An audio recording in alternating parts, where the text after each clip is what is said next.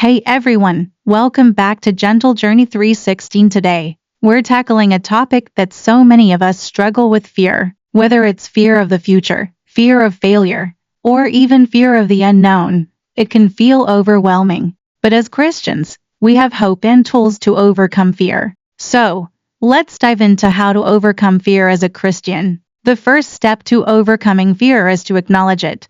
It's okay to admit that you're afraid. Even David, a man after God's own heart, wrote in Psalm 56:3, "When I am afraid, I put my trust in you." Fear isn't a sin, it's a natural human emotion. But what we do with that fear matters. Instead of ignoring it or letting it control us, we can bring it to God. Take a moment to identify what you're afraid of. Write it down, pray about it, and be honest with God. He already knows your heart, and He wants to help you. Once you've acknowledged your fear, the next step is to replace it with God's truth. Fear often comes from lies we believe, lies about God's character, His plans, or our own worth. But the Bible is full of promises that counteract fear. For example, "For God has not given us a spirit of fear, but of power and of love and of a sound mind," to Timothy 1:7. "Do not fear, for I am with you.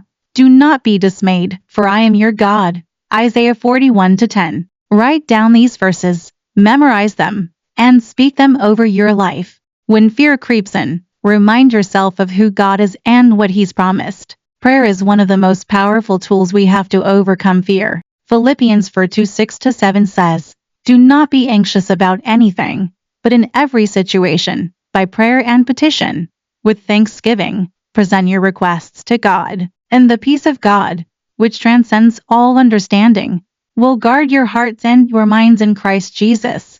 When you pray, surrender your fear to God. Tell Him exactly what you're afraid of and ask for His peace. Remember, prayer isn't just about asking, it's about building a relationship with God and trusting Him with your worries. Overcoming fear isn't just about what we feel, it's about what we do. Faith is action. James 2:17 says, "Faith by itself, if it is not accompanied by action, is dead." So, what does that look like? If you're afraid of the future, take small steps to plan and trust God with the outcome. If you're afraid of failure, remind yourself that your worth isn't based on your performance, it's based on God's love for you. And don't be afraid to seek support from other believers.